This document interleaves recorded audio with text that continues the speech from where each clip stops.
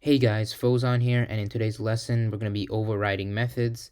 Our lesson objectives, we're going to learn what method overriding is and how we can implement it into our subclasses. So before I get into method overriding, I want you to remember something that we discussed in our previous videos. When you create an object with the subclass, what happens? The subclass will ultimately inherit all the public methods that are located in the superclass.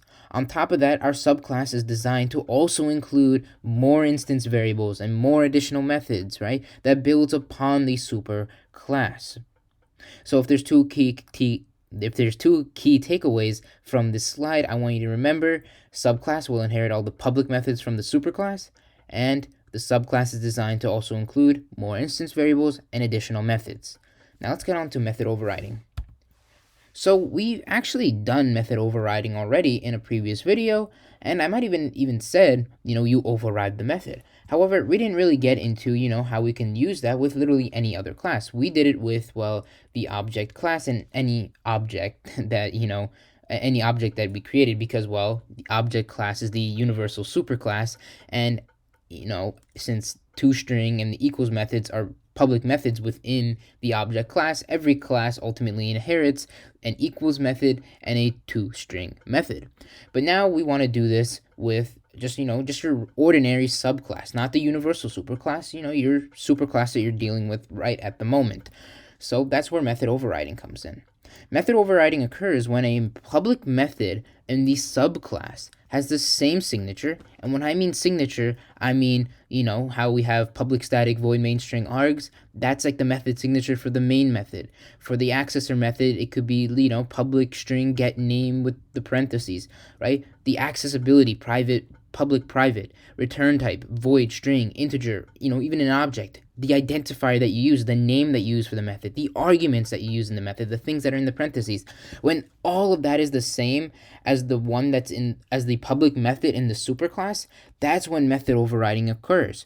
And when we create an object with the subclass's method will have precedence. It will override the superclass's method. And in order to indicate that we have overridden a method, or we're overriding a method that is located in the subclass, that a method is being overridden, we use the @override keyword. So let's do a couple of examples. And well, in these examples, I make a variety of assumptions, right? Like, with constructors and accessor methods, and as well as mutator methods. But I believe you can get the gist of it. The goal is understanding how method overriding works. So let's look at the public class test1. Let's look at the test1 class first. Test1 class has one private instance variable, and it's simply named Fozon. We immediately assign it as Fozon. And then we have this sort of method, public string get name, return name. So it's going to return the name, most likely Fozon, because that's the variable, that's the assignment that we give to the variable name.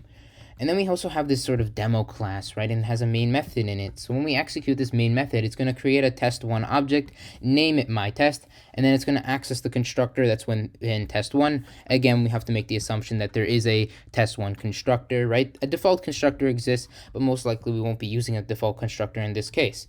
And then we have this sort of print statement here, and the print statement is basically invoking the getName method within the test1 class, or the test1 object that we just created. The test1 object, of course, we named it myTest, and it's going to access the getName method. So it's going to be like already getName already. We have this we have this method within this class here, test1, and we're going to invoke the getName method, and we're going to return the variable name. The variable name, of course, stores the string value Fozon, so we're going to return Fozon, and it's going to print out Fozon as indicated with this print statement. But now let's look at example 2. And in example 2, I want you to look at the test2 class. We have this public class test2, and it extends test1, and this indicates what? That test2 is the subclass of test1. Right, so test1 in this case is going to be our superclass. Test2 is going to be our subclass. So test2 extends upon test1. And what does that even mean?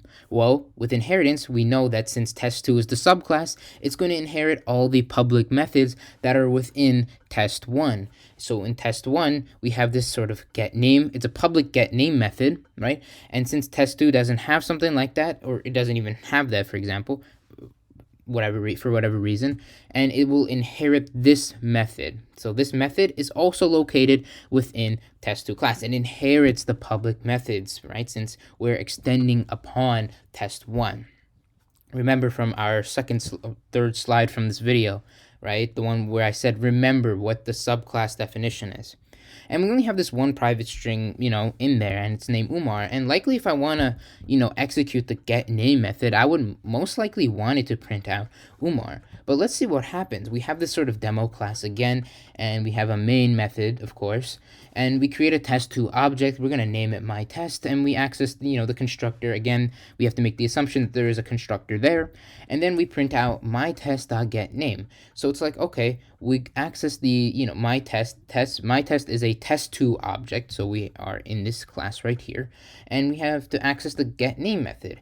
And you're like, okay, wait, there's no getName method here, but technically there is, because we're extending upon test1. So it's going to use the getName method that is within our superclass, and our superclass method is going to return the variable name. The variable name is going to return Fozon, and that's what it prints out. But we don't want it to print out Fozon. We clearly have a name in test2 that we want to print out, and that's Umar.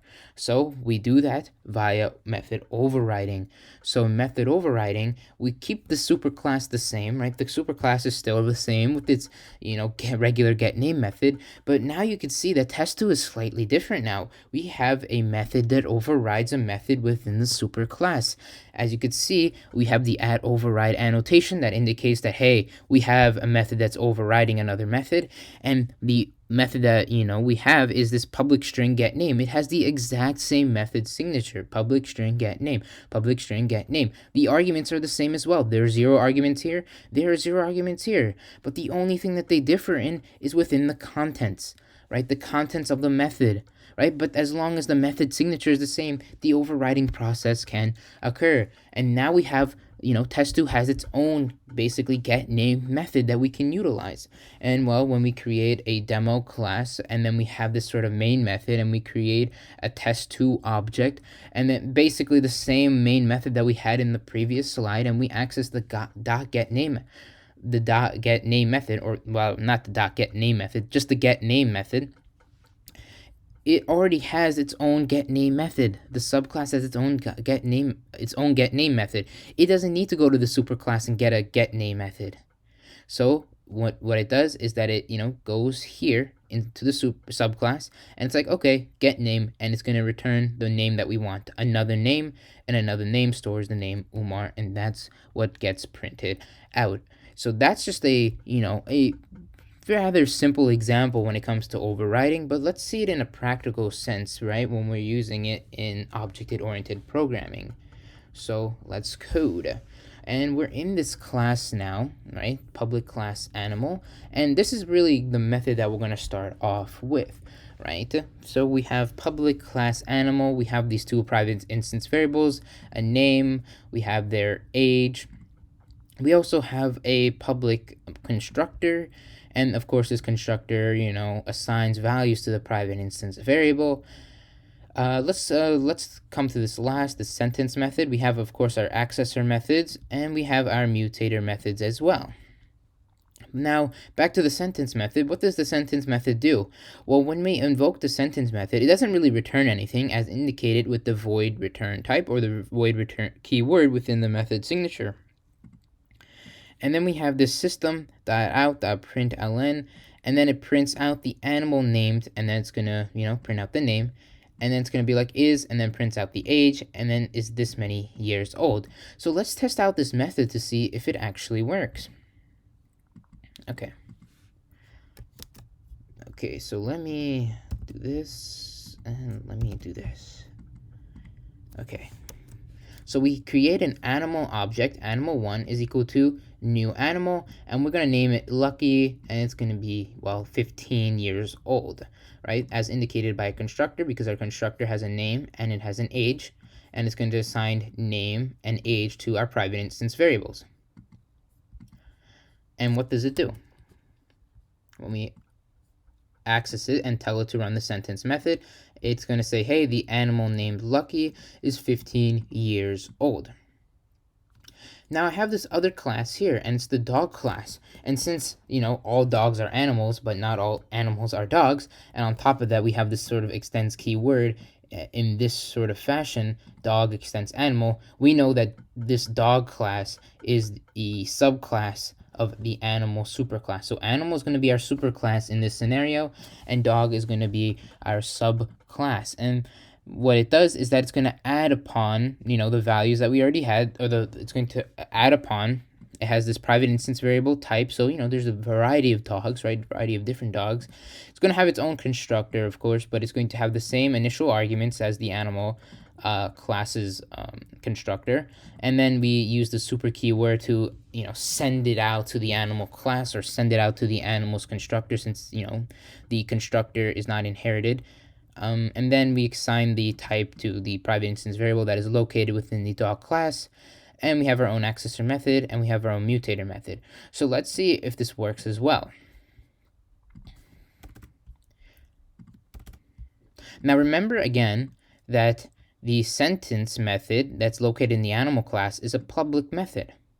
And since it's a public method, when we extend from the animal class, this dog class is going to inherit this method. So this method technically exists within the scope of dog as well. So we can access the sentence method from the dog class, even though we haven't written it within the dog class. So when we run it and tell this program to execute the sentence method that is located in the dog1 method, right? I've created a dog named Shadow. It's 3 years old and it's a German Shepherd. And then we're like, okay, now I want you to print out this sentence. What happens?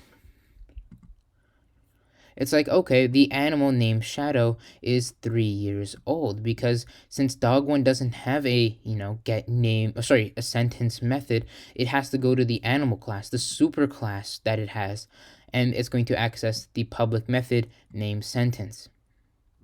Now there's a problem here in that, we have this dog class, but when we print out these two methods, right, if I told no one to look at the code and told them to look at these two sentences, they wouldn't be able to tell whether or not, maybe the years could throw it off, but as you could see here, not really anyone can tell which one is the dog and which one is, another animal species.